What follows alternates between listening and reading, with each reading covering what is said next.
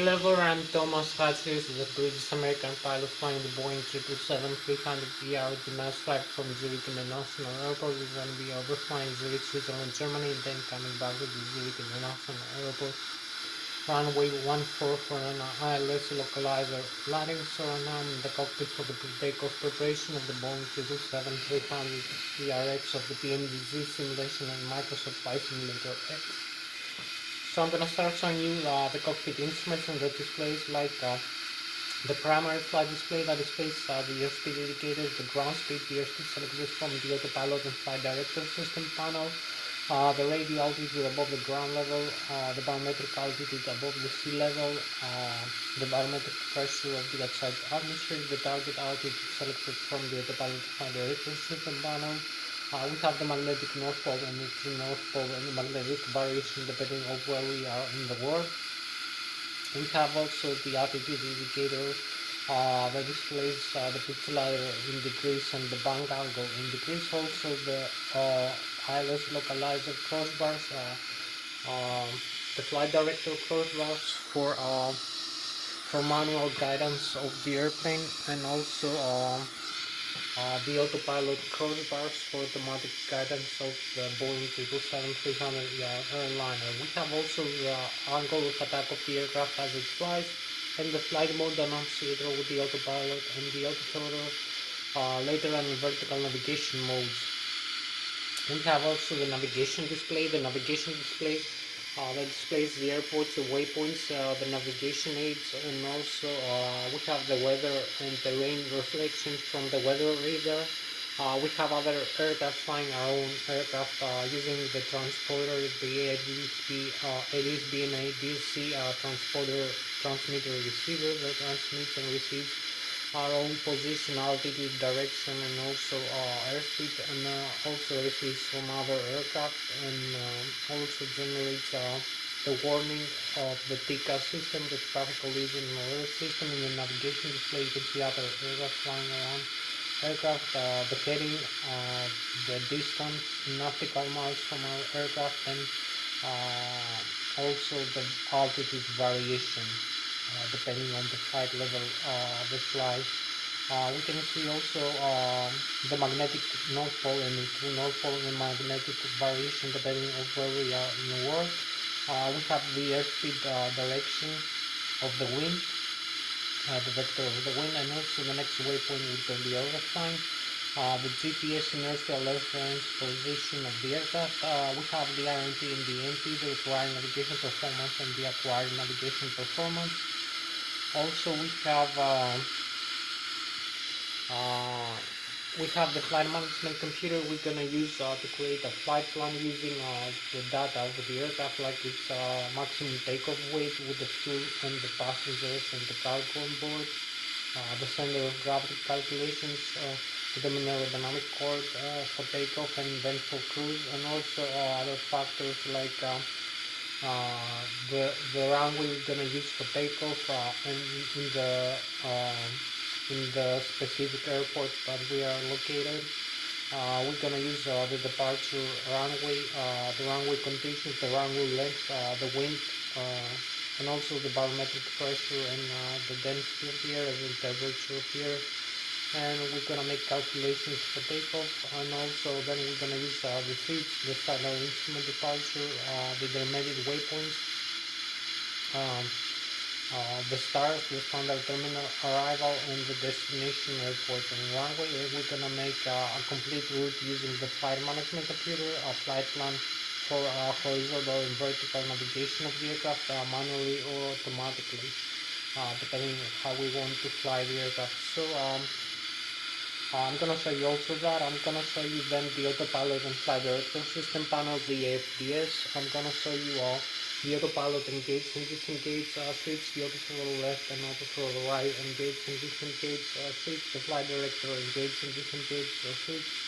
We have also the modes for the airspeed guidance of the aircraft. You're gonna select the airspeed you want to fly at in nautical miles per hour, knots, or in Mach speed, depending on the flight level you fly.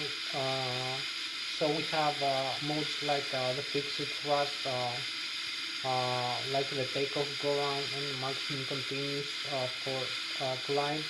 And also we have the flight level change mode, the auto throttle with the speed mode and the climb mode. And we have also the descent idle thrust, which is also a fixed thrust mode. So in the fixed thrust mode, like in the climb or the descent, the airspeed is being adjusted by the rate of climb and descent of the aircraft, by varying the rate of climb and descent. And also we have the variable thrust modes for cruise and for approach and landing.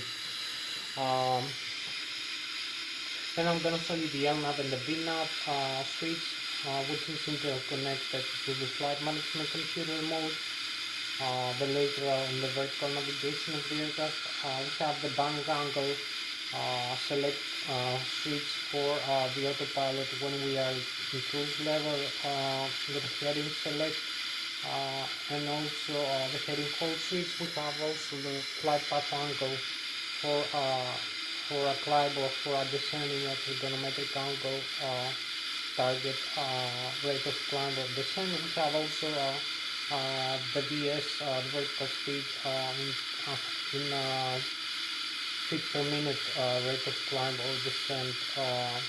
So you can use this mode for adjusting the rate of climb or descent of the aircraft, how fast to climb or descend. In terms of the VSI, the vertical speed indicator, you can see also in your primary flight display the indications of the modes. We have also the altitude select node and the altitude hold switch. We have the VOR localizer mode for the autopilot flight director system panel, for the ILS localizer capture, and also the approach mode for the auto land function of the Boeing 777-300 Then I'm gonna show you the thrust levers. I'm gonna explain you the modes of function of the thrust levers, the thrust lever angle, how to adjust the airspeed when from takeoff all the way to the cruise, to the glide, the cruise, then the descent and the approach, and the landing. So you can use a manual thrust using the thrust levers, or automatic using the auto throttle, the auto thrust system, and the airspeed select knob in the autopilot flight director system panel, or the flight management computer inputs with the LNAV and the VNAV navigation. So I'm gonna show you other things like the auto throttle disconnect and the thrust reverse. I'm gonna show you also, I'm gonna talk to you about the flight theory of the aircraft, how to calculate the takeoff speed. I'm gonna show you then the flight controls of the aircraft, the yoke for controlling the flight controls, like the horizontal tail elevator and the vertical tail, the rudder, using the rudder pedals, and also how to control the ailerons and the spoilers using the control wheel of the yoke of the Boeing 777-300. Then I'm gonna come, you can see here some parts of the cockpit. You can see the flight controls here, the yoke. Then I'm gonna come in here in the overhead panel. After showing you all these things, I'm gonna show you the electrical system, the left and the right engine driving, IDGs, the gauge drive generators, the batteries, the primary and the APU battery, the backup generators, also the APU, the auxiliary power unit we're gonna use for starting the engines. I'm gonna show you the DIRU, the air data initial reference unit. I'm gonna show you also the flight control computers, the hydraulic system pumps, the left and the right engine driving, and the electrical C1 and C2. I'm gonna show you also the electronic engine control for the engines, the auto start system, the EC, the electronic engine control for the engine start controls, also the FARECs. The FARECs are the full authority digital electronic control computers, one installed per engine, controls and monitors all the engine functions. We have the General Electric 90, the G90 engines, turbofan turbojet engines installed in this Boeing 777-300ER, one in the left wing, one in the right wing for symmetrical thrust and redundancy. I'm going to show you also the fuel system, the fuel tanks, the cylinder, the left wing and the right wing, and the fuel valves, like the crossfeed valves and the fuel control switch. which admits the fuel into the engines for starting the engines also and shut them down. I'm gonna show you also the fuel jettison. I'm gonna show you the wing and engine RBI system. I'm gonna show you the fire extinguishers, the cabin pressurization system, and the pressurized bleeder from the engine, the left and right engine. We use for cabin pressurization, wing and engine RBIs, hydraulic fluid pressurization is also used for the flight control movement, and cabin ventilation and air conditioning. And also we have the APU admitted pressurizer. The APU is the auxiliary power unit we use mainly for starting the engines in the ground and also as a backup inside. So we need pressurizer from the APU to start the engines in a cold and dark state in the ground. I'm gonna show you also that. Then I'm gonna make an engine start demonstration and set up the flight management computer and make a small flight using the Boeing 777 300ER aircraft. So thank you very much one more time for joining me in this video. I'm Thomas Hatsios, the British American pilot from the Boeing 777 300ER. So I'm gonna start now with the displays over here. You can see. So we have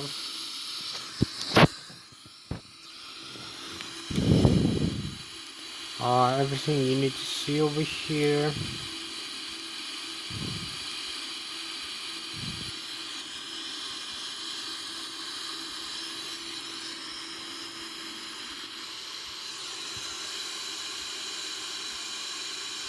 So we have about an hour left for this flight.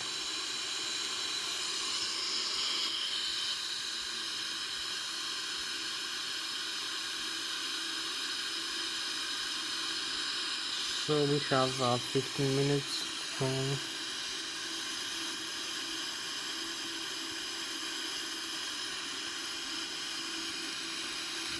So we have an hour and 3 minutes for this video record to end, because I only have 4 gigabytes of record time. So you can see here the flight control column of the Boeing 777. You can see the whereabouts of the aircraft, the outside view, where we are located right now.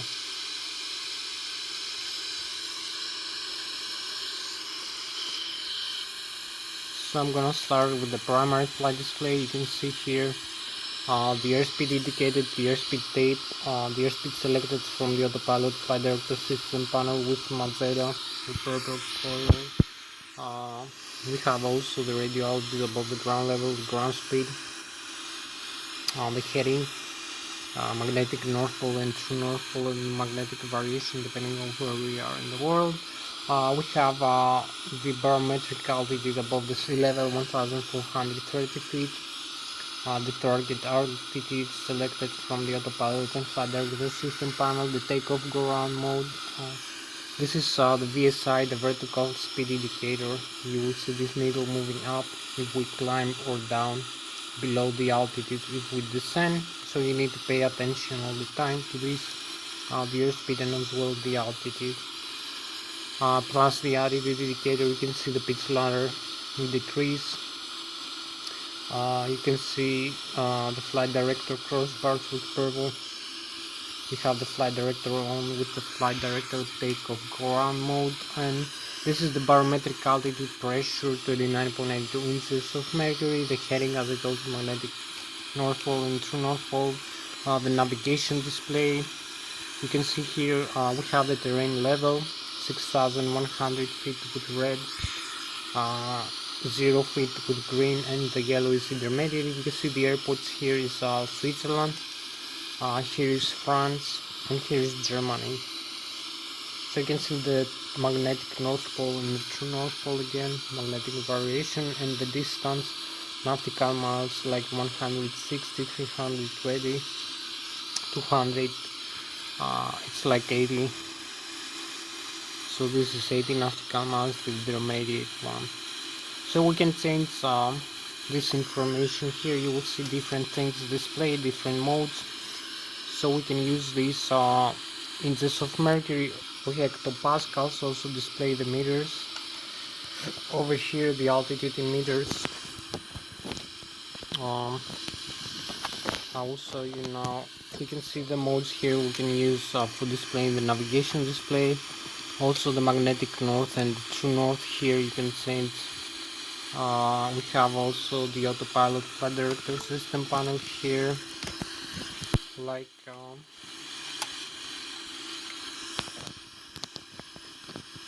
we're gonna use here for this. So this is the auto throttle left and auto throttle right, on and off switch, like this, one at a time.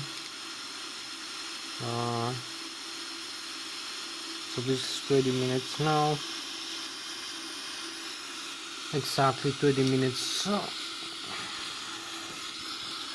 You will see the auto throttle left over here displayed. If we turn off the left auto throttle, we're gonna have only the right one, and the auto throttle right, either one, displayed like this, auto throttle right. If we turn off the right auto throttle, you can see some arm modes here, flight director on and off, flight level change. Also the other side, flight director over here. This is depressible.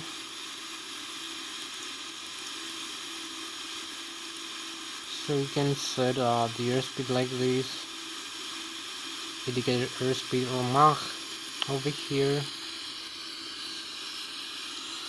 we have the autopilot on and off, heading or track over here, the bank angle limit,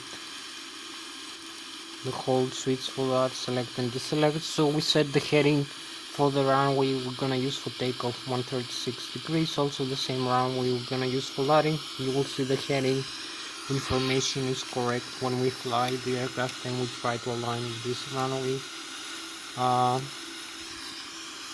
Gonna set also the LNAV and the VNAV over here later when we fly. The altitude hold, select the altitude, target altitude over here, and 300 feet, the VOR localizer and the approach switch. So this is a couple of things, flight level change. Also you can connect the autopilot like this if you need, perhaps not in this mode. So now we have the flight level change, speed, heading, hold, flight director, 35,300 feet or 7,710 meters, and 253 nautical miles per hour knots for flying speed, 1,430 feet above the ground level, above the sea level, and 2 feet above the ground, 1,013 hectopascals, and magnetic north we can change also to the true north. So this is, maybe we can set the vertical speed, the autopilot disengage.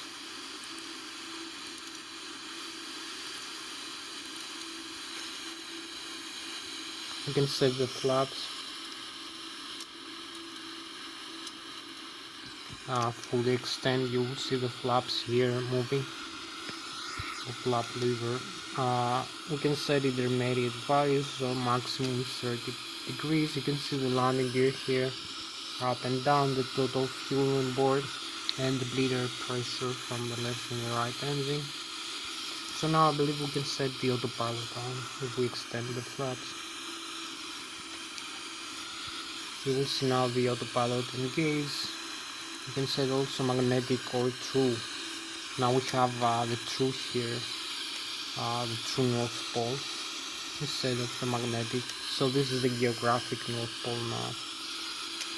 For navigation, here and here. Now we use the magnetic again. You will see the variation. The compass is moving. We still have, we can set again the inches of mercury over here. We have most of the modes displayed. So the autopilot connected with this target airspeed, flight level change speed, heading, hold, and target altitude. after takeoff. So we can set also the altitude hold instead, which is the opposite mode, again with the autopilot on. And we can set another one, the flight path angle over here, like negative is descent. You will see a descent here, a minus over here below the horizon line. You select the descent with -3 degrees, or in the primary flight display, or you can see a positive if you select climb.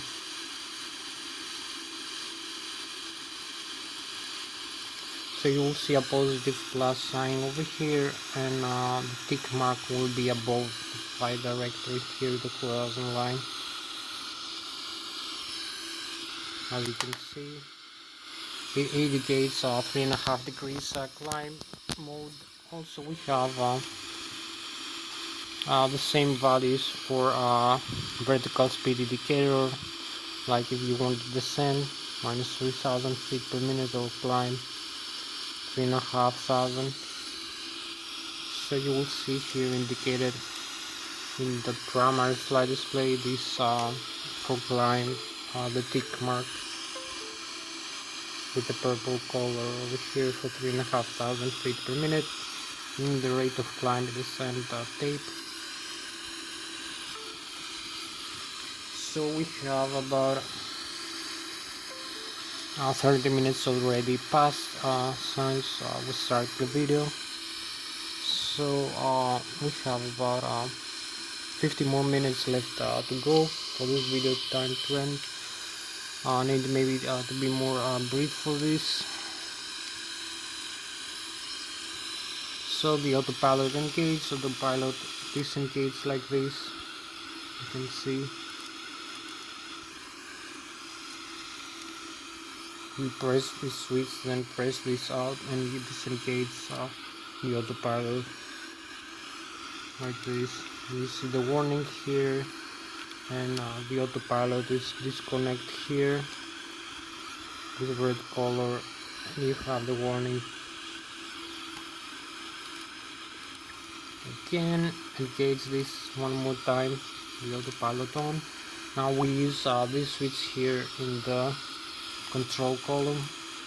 Press one more time, we have flight director on, and now the red warning, the autopilot is disconnected. So we go back here, we can cancel this, confirm the disconnection by pressing one more time. So now I'm gonna show you maybe the thrust levers, how to adjust the thrust. I show you the flaps here, you can see, which increase the surface area of the wings, or decrease the lift. Also this is the speed brakes, you can move up and down. You can see the readout, speed brake over here, and also the trim. This is the horizontal tail trim stabilizer. This is the parking brake, up and down. The horizontal trim of the horizontal tail, up and down, pitch up and pitch down. The autopilot disconnect, the aileron trim position. You set the rudder trim here, and the aileron trim here, and you see the aileron over there. Also the rudder, the horizontal tail trim stabilizer, you can set the normal or the alternative. See the position here, this is the green button for takeoff. If you have a failure of the hydraulic system, the C or the R, which is over here, you need to disconnect the auto trim function from the autopilot and the auto throttle. You have here these guarded switches. So you disconnect the C and the R hydraulics auto trim system from the autopilot and the auto throttle, and you have only the manual trim as a backup over here and here in the control wheel. So you keep using manual trim like this, and you fly also. This is the fire extinguishers here for the left and the right engine. This is the thrust levers, the left and the right engine. The fuel flow control to the left and the right engine. The thrust levers. Over here the takeoff ground switch and the other throttle disconnect. So you disconnect the other throttle if you have only the auto throttle on, for instance. Pressing a couple of times you connect the takeoff ground. You can see the takeoff ground is already on here. So a couple more things. So we have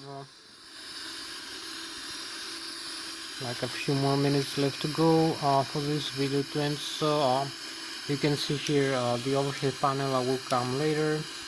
You can see this here is tells you the landing gear up and down. You can see the indication here, the flaps indication here, the alternate landing gear in case the normal has failure.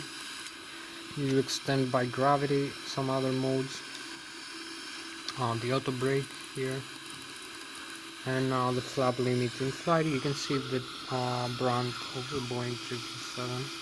Also here will come in the thrust levers, the left and the right engine. You can see also the right and the left engine information here using the FAREX, the full digital electronic control computers, one for the left engine, one for the right engine.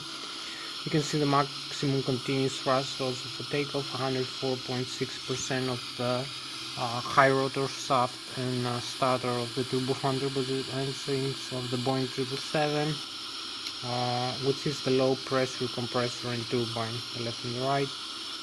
The limits yellow and green and yellow and red, and also the exhaust gas temperature, left and right engine, the pressurizer from the left and right engine, also for cabin pressurization, the total fuel on board and the minimum fuel temperature, 104.1 thousand pounds. The N2, which is the high speed starter and shaft, the high pressure compressor and turbine of the turbo engine, left and right.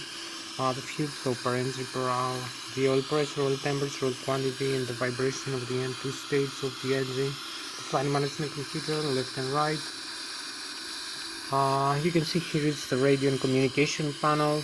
We have the weather and terrain reflections here, the weather radar, and the transporter over here. You can see the TICA system. You can change the modes here for the TICAs and transporter, transmitter, receiver. You can see the passive radar here, the traffic warning if you have other aircraft incoming to you, to your direction. So you will have the TICAs advisory like that. So this information is being controlled and displayed by the FAREX with these electronic control computers, one installed per engine. You can see the engines here. We can move them up if you have the speed brakes extended at idle. The speed brakes retract automatically. Also you can see the information of the N1 like this, and the exhaust gas temperature. You can see the thrust lever position here at maximum and the actual thrust, the difference. Also we can set differential thrust like this, one thrust lever at a time. You will see the difference between the right and the left engine. Also we can do the other side engine if we need differential thrust.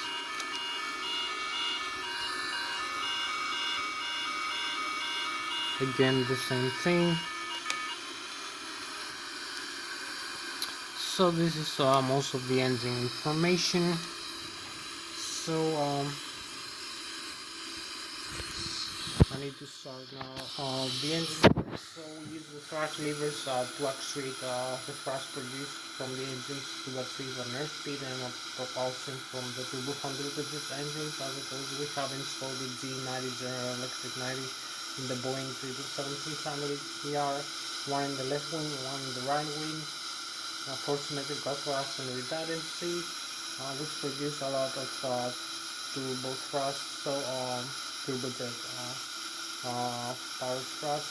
So the thrust overcomes the drag from the spinner friction, produces airspeed, which produces aerodynamic lift from the wings, the airflow airstream around the wings. So the lift from the wings is overcoming the weight of the aircraft, that is equal to the mass of the aircraft times the acceleration of the Earth's gravity, depending on where we are in the world. So we need to generate the propulsion from the engines. As I told you, its engine has a left and right wing installed, two engines. So its engine has a gearbox and contains a lot of stuff like the FADECs. The FADECs are the full authority digital electronic control computers that controls and monitors and displays all the indications I show you about the engines, like the N1, which is the low speed starter and stuff. The low pressure compressor and turbine of the turbo-contributed engine, the exhaust gas temperature per engine, the N2, which is the high speed starter and stuff, the high pressure compressor and turbine of the turbo-contributed engine, the fuel flow per engine per hour in thousands of pounds or in thousands of kilograms, the oil temperature, oil quantity, oil pressure, and also the vibration of the N2 stage of the engine in liters. So it also controls and monitors the engine start, engine shutdown, the fuel flow related to the engine, and also the fuel mixture and the pressure inside the engine. So if we have an overpressure inside the engine, it regulates the outflow air of the 5th and the 9th stage into a higher open setting, so it relieves the overpressure inside the engine. If we have another pressure, it closes into a lower setting, so it increases the pressure inside the engine. Also, if we climb or descend into higher or lower altitudes with change flight levels, which has different air pressure, air density, and oxygen level, also temperature. We go into higher levels, we have freezing temperatures, and lower, like half oxygen and pressure and density than the standard sea level altitude. So also the aircraft flies into much higher airspeed rates, so the airflow inside the engines is much faster in terms of air, which is admitted in compression and fuel air mixture, so into the burner stage. So we need to adjust the air fuel mixture every second instead of doing this manually. It's better to do it automatically using the FADECs, the full authority digital electronic control computers that control and monitor the engines, also optimize the fuel efficiency, engine start, engine shutdown, so you can monitor the engine information with the turning the lower ACAP into indication for the system of the Boeing 777-600. So we have about 30 minutes until we go start the flight. I'm gonna talk to you now about the flight theory of the aircraft. Use the newtons per second and third law kinematics of motion and the Bernoulli theory of fluids and aeronautical and aerospace engineering, and derive some interesting information about how the aircraft flies, how it generates the lift, about the stall, the thrust, and also the drag, and also the forces from the wing, the airflow deflections and other stuff. So I'm gonna calculate the takeoff speed using flight management computer. So for this aircraft right now, we have a takeoff weight of about 254,000 kilograms or 531,000 pounds, which is below the maximum takeoff weight. Then we have about 104,000 pounds of fuel on board, or 46,000 kilograms, about 30% of the total expenses.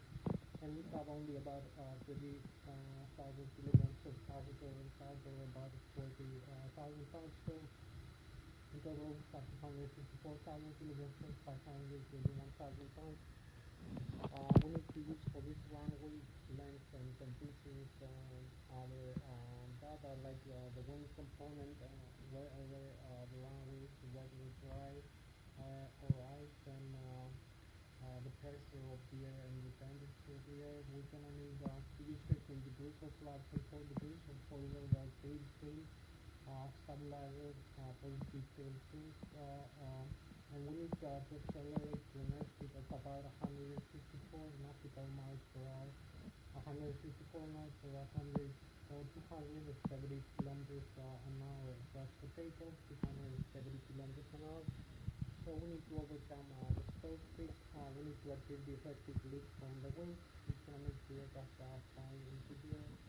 You can overcome the weight, the mass times the rate of acceleration. So I'm going to say now the outside here and explain some of the theory of the flight. So you can see here we have the Boeing 777. So we have about 18 minutes. So you can see here, you can see the wings hold the total weight of the aircraft as it flies. You can divide the weight of the aircraft over the surface area of the wings. We have the left and the right engine, wing engine installed for forward propulsion, symmetrical vectors. You can see we have the wingtip to wingtip vector, the longitudinal vector, the vertical vector, tolerance versus the center of gravity. So here we have the mean aerodynamic chord position, about 25% of the Mach mean aerodynamic chord is the position where the maximum aerodynamic lift is being produced from the wings. Also the position where the stall becomes effective, the airflow in the top surface of the wings becomes detached and therefore starts to stall. So it's also position, the mean aerodynamic chord position, 25%. It's also the position where the center of gravity usually is being located, forward or aft, or in the same position. You can shift the center of gravity forward or aft this position, positioning passenger and fuel inside the aircraft. We have other factors like the moment arm or the lever arm. It's times the distance from the center of gravity all the way back to the horizontal or vertical tail, and from the center of gravity out to the left and the right wing. So I'll talk to you about the lever arm or the moment arm in terms of airflow and how they can generate some force. So you can see the wings here, the bottom surface is more flat than the top. So as the aircraft accelerates to the takeoff speed, the airflow is moving slower below the wings, so the air is being pressurized below the wings in a positive air pressure higher than the top. Also, you can see the top surface of the wings is more curved above the top of the wings, so the airflow is been moving faster above the wings, so the air is much faster, and the air pressure is much lower above the wing, which sucks the aircraft up into the air as it accelerates to the takeoff speed. Also, we have the deflections from the ailerons and the spoilers that change the direction of the aircraft. Also, you have the moment arm. This times the distance from the center of gravity all the way back to the horizontal or vertical tail over the surface area of the horizontal or the vertical tail, times the airflow of the air mass per second, times the acceleration of the earth gravity, and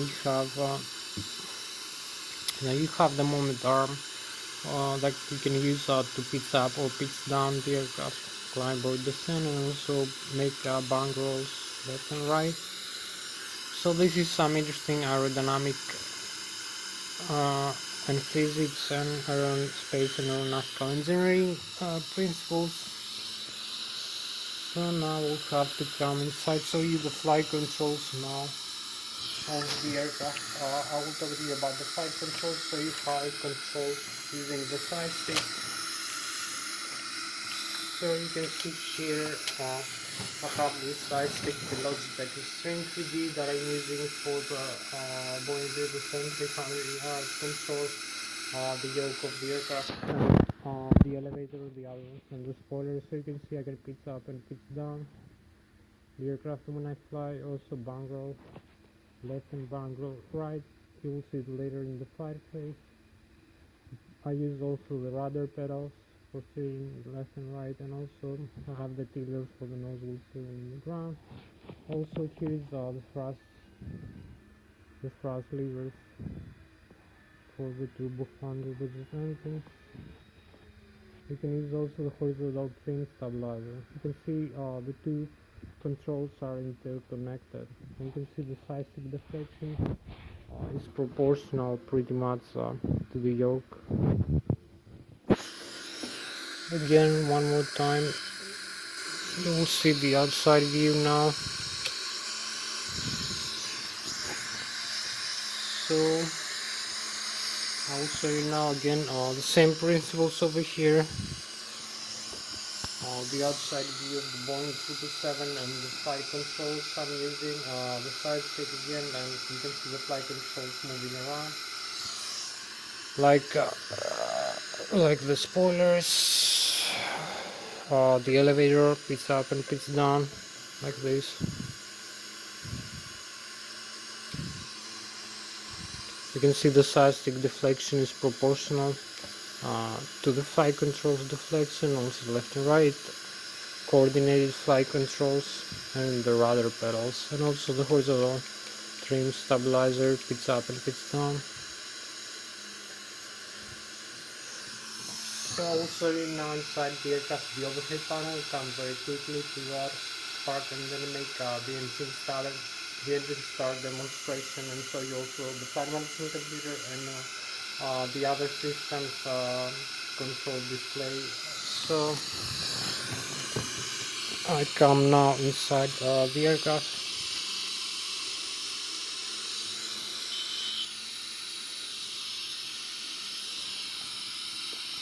We have a few more minutes left for this flight.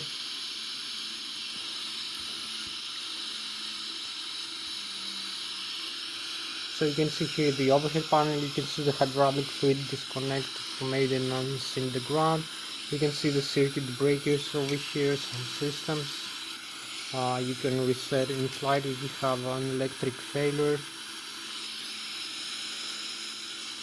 You can see an overview of the cockpit again over here, maybe a better view, so maybe more clear. The various instruments like the autopilot, the panels, the displays here.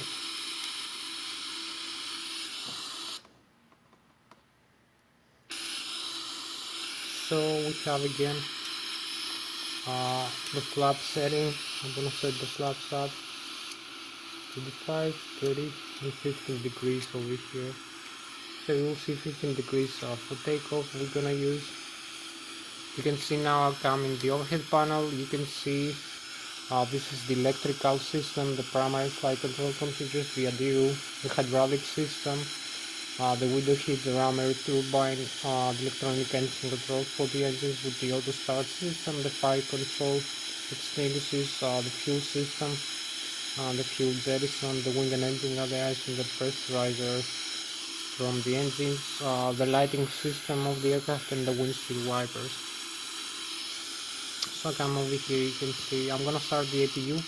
We need that to make an engine start demonstration. We have the electrical, also the primary flight control computers, thrust symmetry compensator on and off, the ADIRU that controls and displays all the air data you see, like the airspeed, the pitot static and pitot dynamic, the gyroscopic acceleration, deceleration, the GPS position, inertial reference position, magnetic north, true north, the rate of climb descent, all this in the small switch, the ADIRU controller, left engine, right engine, main backup generators, and the battery primary APU, the rammer turbine, the window heat, the passenger oxygen. We can turn off all the hydraulic like this. You will see the flight controls going into a fault. Also this is pressurized by the air system, but later you'll see the fault coming up in a couple of seconds. And you will see here in this display some systems failing. We have alternate flaps and the horizontal stabilizer, you can see it is red. Less hydraulics, so no auto land also. We start back to the on. All the flight controls is gonna come back using hydraulic pressure. So we set on the auto. Here we have the fire extinguishers, the electronic engine control for the fire exit and for the engines, the auto start. Over here you can see on and off like this. So we have the auto start on, fuel jettison, you dump fuel in flight like this. Also the exit valves for the left and the right wing, fuel tanks, the center tank you can see is empty, the wing and engine got the eyes on and auto, the cabin pressurization auto or manual. We use the outflow valve open or close when we climb or descend and select the landing altitude in manual mode. Also here is the bleeder from the left and the right engine, cabin pressurization, wing and engine got the eyes, air conditioning, ventilation, and also hydraulic fluid pressurization. And we need the APU for starting the engine. So we turn off, you will see something's failing here. We will turn off. You're gonna see the bleeder is coming off, and also no duct pressure. We're gonna lose the pressurizer. We're also gonna lose the hydraulic demand press to C1, C2. So we're gonna lose some flight controls like this and no cabin pressurization. So we need to reset the pressurizer on in the auto position.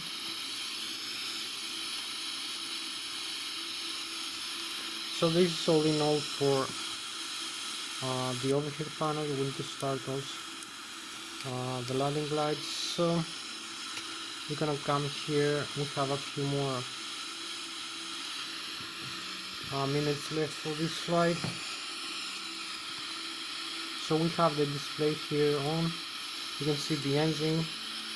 You can see the model here, the engine. The status, you can see the APU is on, the hydraulic pressure and the oxygen level. You can see the checklist, the normal menu before start, what we need to do. Just one option, checklist is complete. The non-normal, here we have a failure.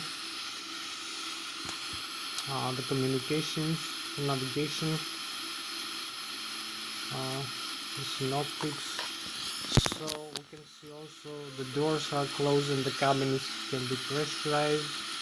The landing gear, you can see the pressure inside the tires and the temperature of the brakes, electrical left and right engine driving, and the backup generators. The APU also is on, where the electric is going, and the battery voltage charger and discharge.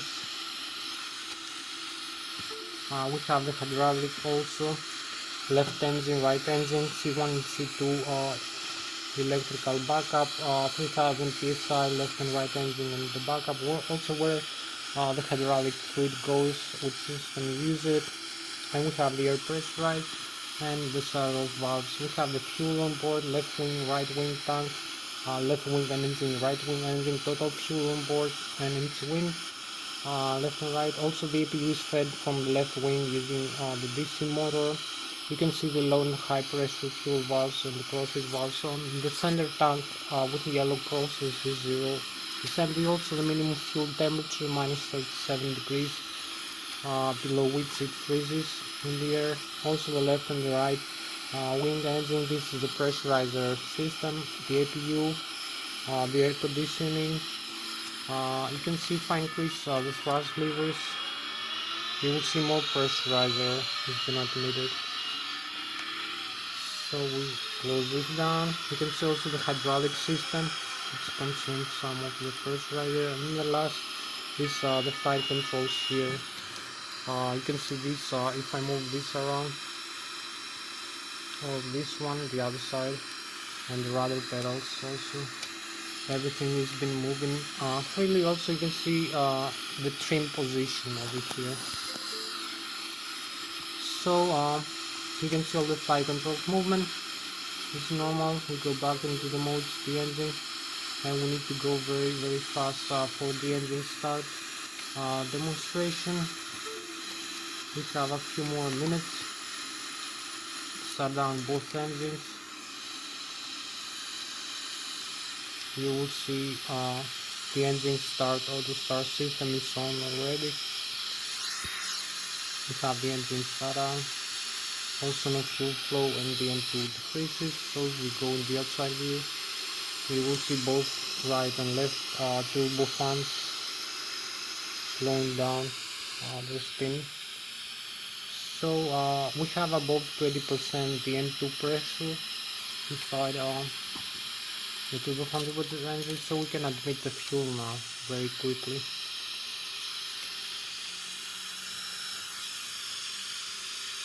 So you will see the fuel flow increase, and we have already the pressure inside the engine, which creates the spin, and now we have both engines on. So this was all the engine start, very quick. Auto start system, one last step left before flying. Set up the flight management computer, the menu. I can see here, you can see the model position, set the inertial reference position, the GPS coordinates here. As you can see, the index, zero fuel weight, gross weight, reserves, flight level, also the cost index 100%, the minimum fuel temperature, and the center of gravity for flight. Also departure and arrival, airport and runway. Departure runway here only. Departure transverse runway Q12, and arrival transverse -4, transmegrial 1 alpha, transamity. We have the legs. Cancel the discontinuity, activate and execute the flight plan, and only one last step left. 50 degrees of flaps, center of gravity 26% with the horizontal trim stabilizer, and the takeoff speeds here V1, V0, V2 for this takeoff weight and runway length. So we can go now for the flight. We have a few more minutes left here. You can see we can start the taxi with some the parking brakes like this, and advance the thrust levers a bit. So we have like 18 more minutes left for this video to end. We need to taxi into the runway. This is the tiller here for the nozzle steering. As you can see, also the rudder pedals. You can see the runway. We have the confirmation for takeoff. Use some parking brakes to stabilize. The runway is empty. Use again the tiller for steering.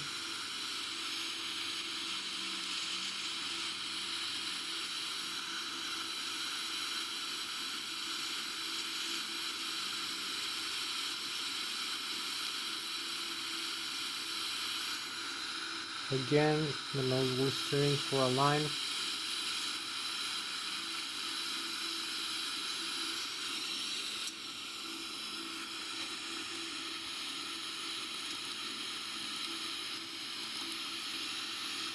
So everything is set, flap set. We need only to set the takeoff thrust. You can see the scan here. So one last view before the takeoff, where we are and where we're going. Maybe a closer view of it here for the takeoff. So we advance the thrust levers forward, and we have like 19 minutes left to go. for this flight. So we advance the thrust levers even forward.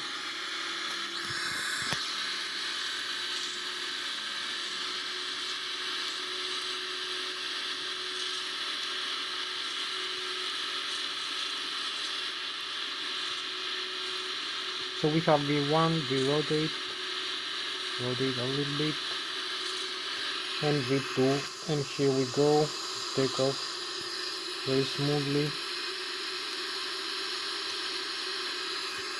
Landing gear is up,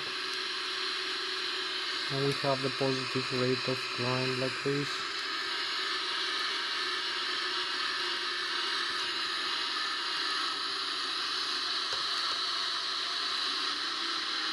So this is all in all the takeoff. 1,600 feet above the ground level, 1,900, 2,000 feet above the ground, 3,800 above the sea, 2,400, 500 feet above the ground, 4,300 above the sea, airspeed 200 knots, and the rate of climb. You can see the pitch ladder, the pitch altitude, and the stall speed is here, the warning with the yellow and the red. You need to avoid the stall. You can see the flight plan here. Keep climbing.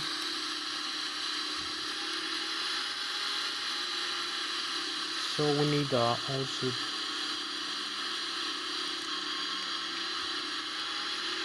to advance the thrust levers.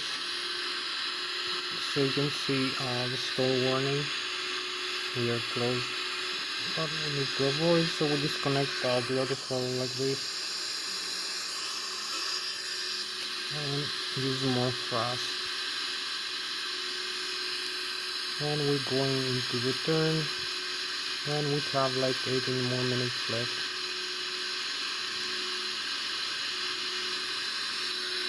We avoided the yellow warning for the stall before reaching it. You can see the margin is very narrow for this point.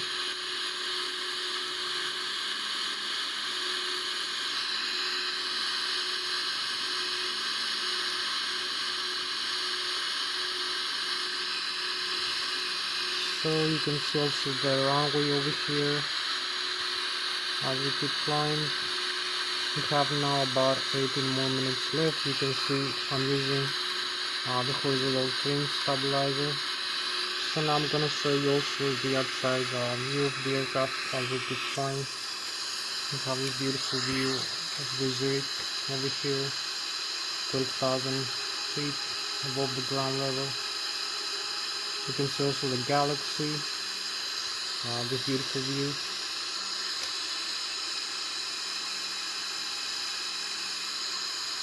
So we make a turn now and see another view of the Boeing.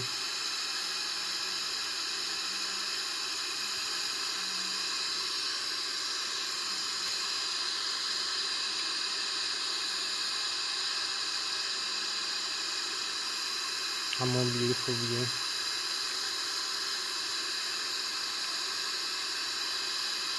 So we fly with about 500 kilometers an hour for about Mach 0.5. So we're going back into the cockpit for coming back into the flight path over here.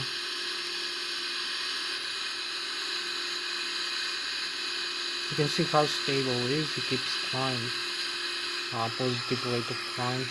So we make a big turn, doesn't lose an altitude using this bank angle. You can see how steep we turn, 18,000 feet almost. You can see Mach 0.431 or about 550 kilometers an hour. The altitude indicator, the primary flight display. The next waypoint we have to be overflying here.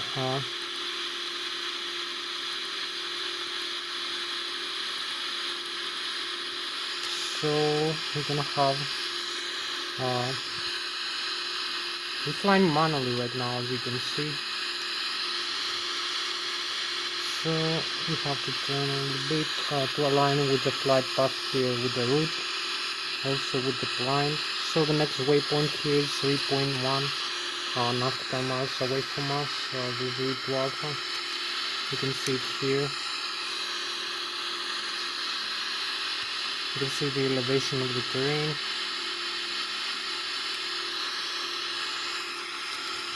(30,000 feet).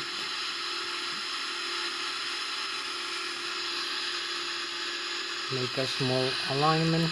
So here we have the France in this side, and we have the Germany in front of us, the Bayern Munich. We're gonna see in a couple of minutes. And we have like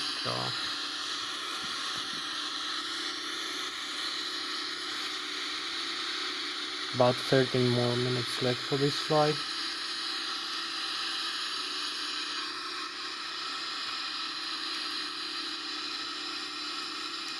Keep climbing.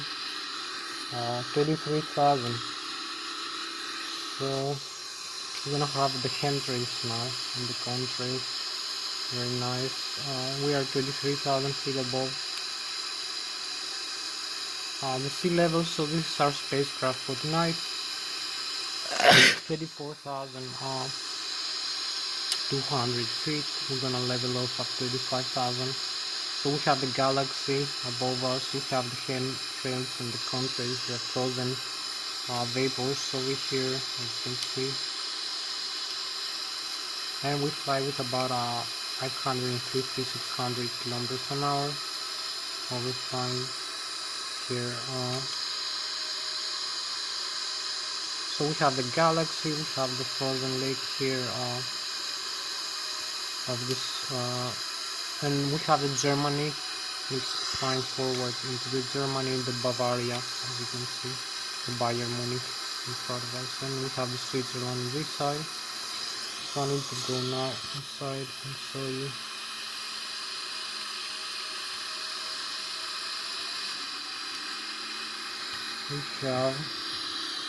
We are very close to the cruise altitude now. We need to retract some flaps, maybe increase the thrust, the airspeed.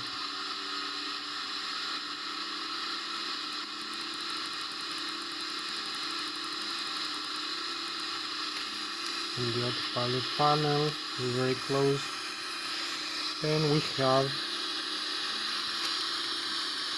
about 11 minutes left for this flight. So retract all the flaps now. We have the Bavaria, the Bayern Munich in front of us, like 80 nautical miles, and the France on this side. So we keep climbing,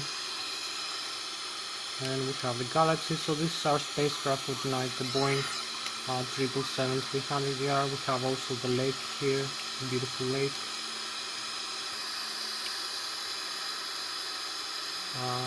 Of the Switzerland. Hope you can see this view, magnificent, beautiful view over here, and the Germany and Bavaria. So now we're gonna make the turn for coming back home. We are pretty much leveled off, very close.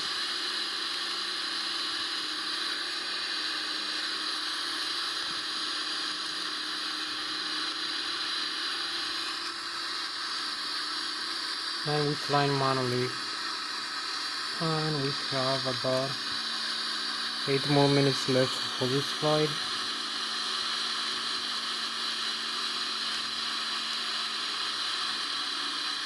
We need to level up here 35,000. As you can see, 35,000 feet, 35,000. While we make the turn manually, the flight director is on. You can see we fly manually with the flight director, making the turn 35,000, 300 feet with Mach 0.639. It's down a little bit, taking the turn, and we have the Germany again this side behind us. So I'm gonna show you this view now of the Boeing 777 as we make the turn. We're going back home.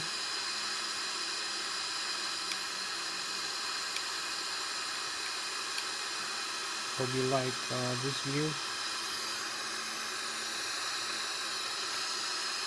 This beautiful view with the frozen vapors, 35,700 feet above the sea level.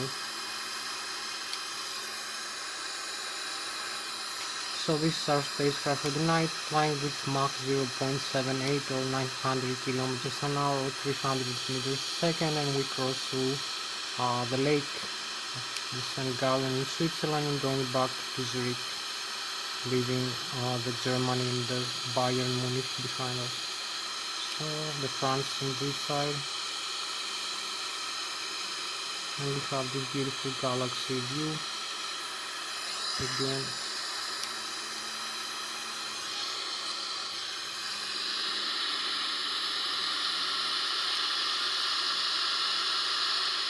We need also to start descent in a couple of we have 8 more minutes left for this flight. Perhaps we can connect the autopilot just for display and show you high level change. Here is the altitude hold, and we have the very first next waypoint we need to follow.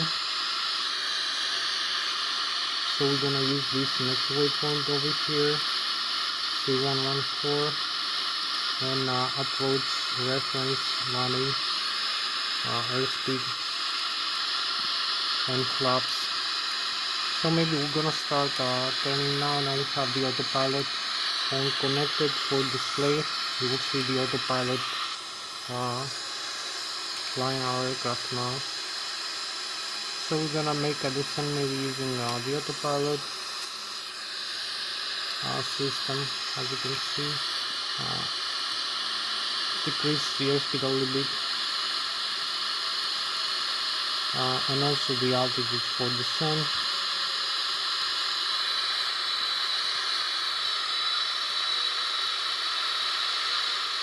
And use the vertical speed.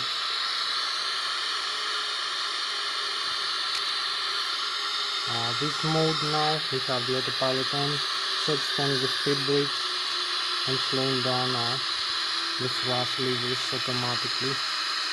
You can see the autopilot mode here connected, autopilot on, the airspeed on, the vertical rate of descent. Also, you can see we are descending 34,000, we keep having the temperatures here as we keep descending. And we have 6 more minutes left for this flight.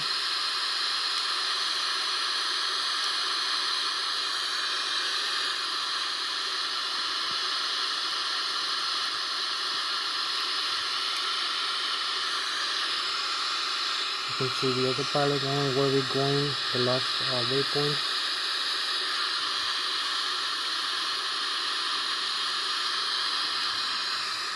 So this is us, having 6 more minutes for this flight.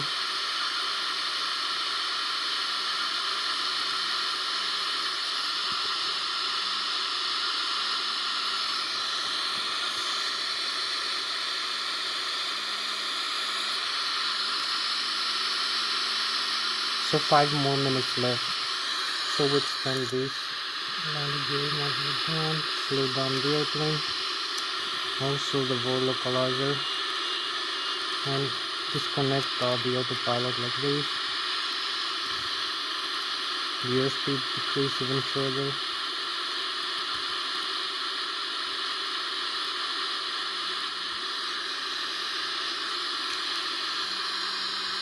Five more minutes and we are much closer to the runway. Some clouds.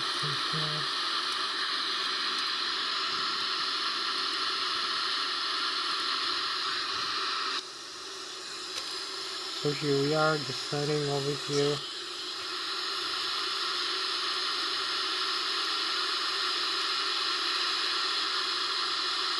Keep descending. Maybe 4 more minutes. For this video to end.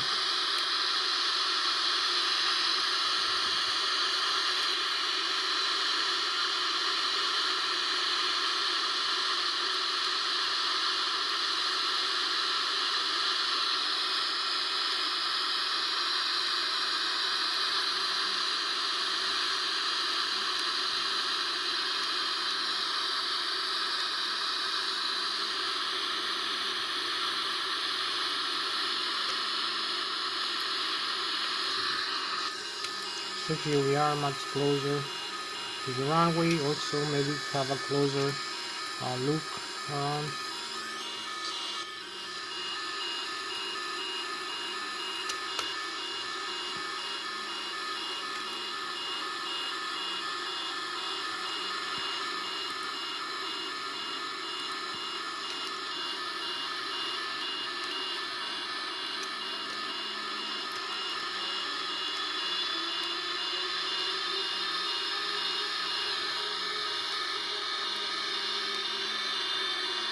Descend with a higher rate. We're gonna align with the flight director, with the localizer.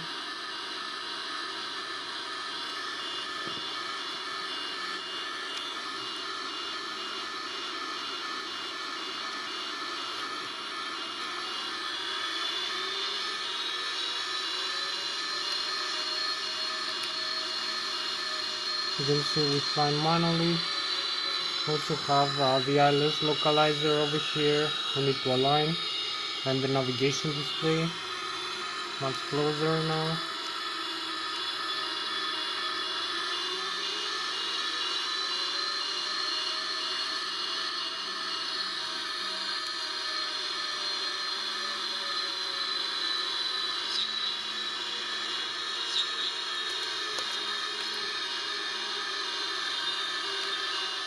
Increase the rate of descent, and then leveling off. You can see we're flying manually.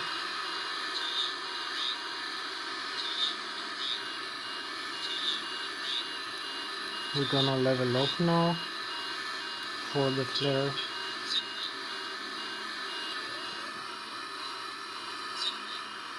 So here we are.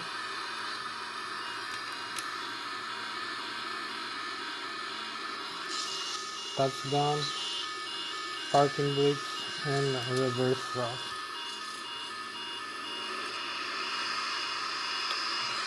Full reverse thrust, as you can see, and we're coming into a slowdown.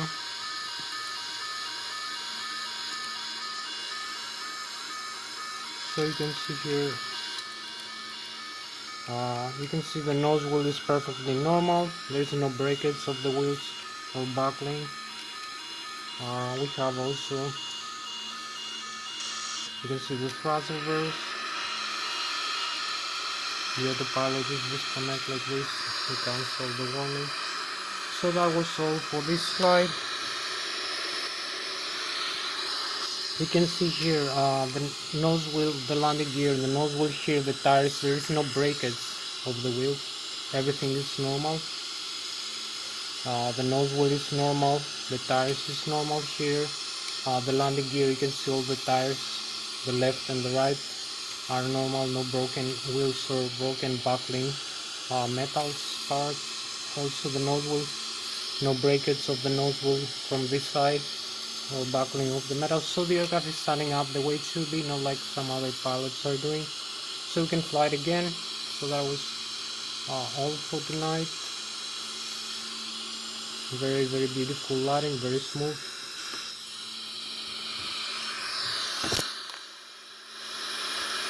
So that was Hatsios, the British American pilot, for flying the Boeing 737 the next flight from 0 to 1.